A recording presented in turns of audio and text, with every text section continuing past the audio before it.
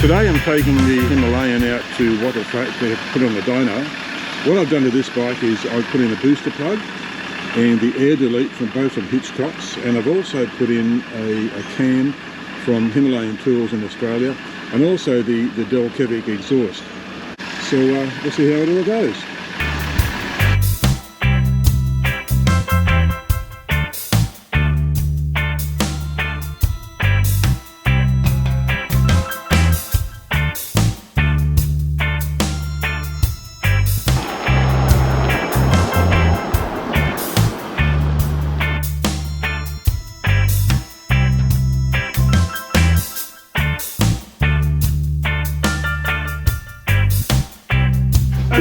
That's how finicky it was. That's it. Just that balance of back pressure made a world of difference.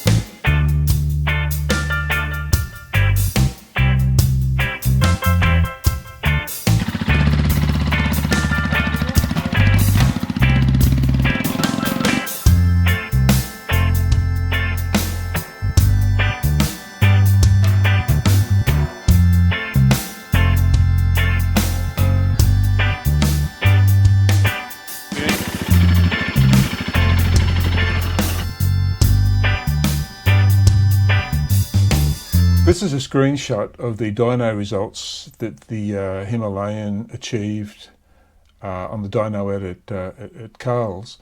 On the bottom set of lines here, this is as it came in as standard. You can see that it's fluctuating. Significantly is that peak torque on standard is at around about, what's that, 5.8. Around about 5.8. The top set of lines up here are the results when Carl had finished with it. That's achieving his best results. So the significant thing is that right here is peak torque. So if we take this down, peak torque after the modifications comes in at around about bit over 4.4. Maybe 4.5, somewhere around about there. That is significant because at 4,400, 4,500 is where you do a lot of your riding, especially when you're doing 100 kilometers an hour or whatever. It's most significant on this bike now. I can really tell because I don't have to change back, and that's where it starts to pull. And when I look at the results, I can see that that's what it's all about. This is amazing. So for me, it's an outstanding result. And when I look at this and analyse this graph, it makes sense why the bike is running so nicely. If you have a look at the top line here, that's the torque. You can see how it's fluctuating. Now I had this similar situation with my Intercontinental. The torque line did that, but once a power commander was put on, it was able to be smoothed out. So the only way to get that out is by putting a power commander on, and I don't really want to go there yet. It's fine at the moment. I should say also where it says up here maximum 17.7 horsepower, that's on Carl's rear wheel dyno. The results that the manufacturers quote for dynos, they use a water brake dyno for that, and that reads higher. And maybe that's why they use that because it reads higher. But that's what they use. So whatever 17.7 converts to in relation to water brake dyno, I don't know. I just know that it's a whole lot better than it was. So that's the results. Explains a lot to me when I look at it, and hopefully that's been a little bit helpful, because that way you can see it. I can tell you how it feels. I can say how much improved it is, but until you can actually see it there. So very happy with the results.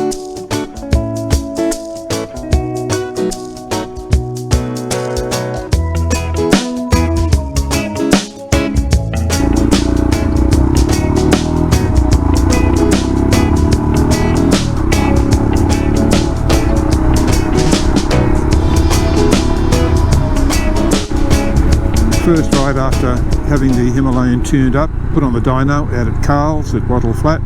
Looking forward to seeing how it goes. The initial feeling is that it's running very smoothly, seems to be pulling well. I'm doing 60 kilometres an hour now, 3,000 revs, and it's pulling along nicely, accelerating. I'll just take this corner here. What'll I do? I'll go back to from 5th to 4th, leave it in 4th, go around the corner, pulling really nicely around there. That went back to around about 35 kilometres an hour.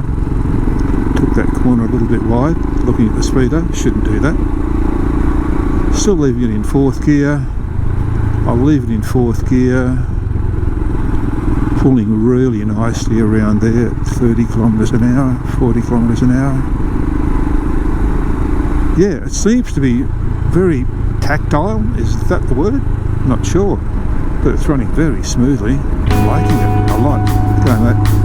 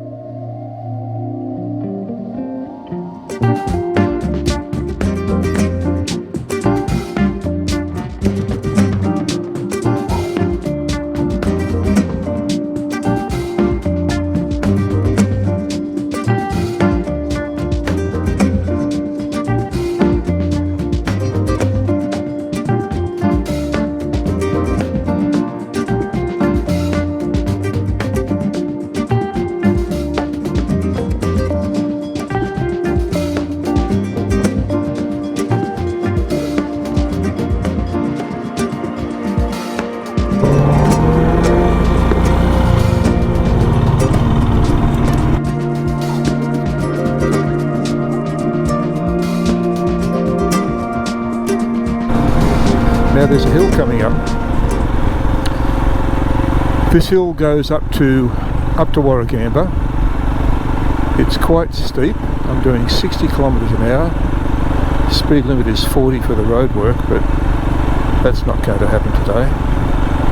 So quite a lot of cars, especially coming up this way to the dam. There'll be a lot of picnicking people up here. So let's see how I go going up here at 60 kilometres an hour. I know that previously I would have had to have changed back to 4th really early. Okay, the hill is starting now, just accelerating. Doing 3,000 revs in the 6th gear. There is a bit of an overtaking lane up here, and I'll take that if I can. I would certainly have been back to 4th before this. This car is slowing me up a bit, but I'm still doing 60 in 5th gear. Still pulling 5th gear. The hill is getting steeper. This is amazing. This is amazing. Yeah, this is so different to a stock Himalayan. Getting a bit close to this car to try, and I'm going to have to back off here. Just getting a little bit close. Still in 5th gear. Okay, here's the overtaking lane, and I'll just power it on. Oh yeah. I mean, it's not a powerful bike. What do you expect to get from this? Up to 80 now. That's great. I need another gear right now. Typical. One more gear. Give me one more gear. One more gear.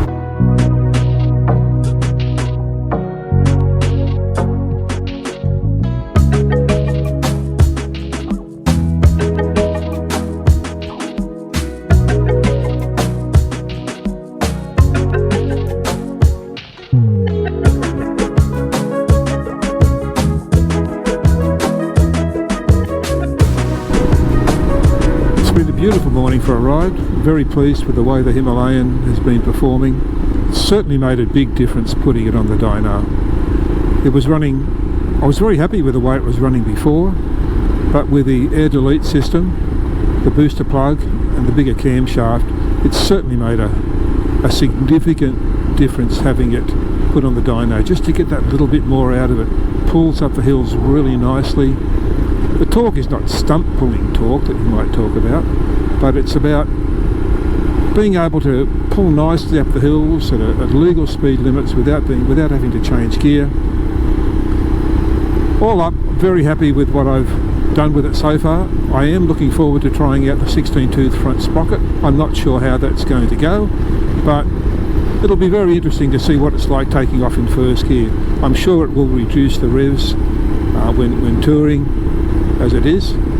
Hoping to be able to tour on 100 kilometres an hour, 110 kilometres an hour, below 5,000 RPM. So we'll see how it all goes. So all up, very, very happy with the way the bike is performing. Such a smooth, sweet bike to ride, and it's only little, and it suits me down to the ground. Thanks for watching. Farewell.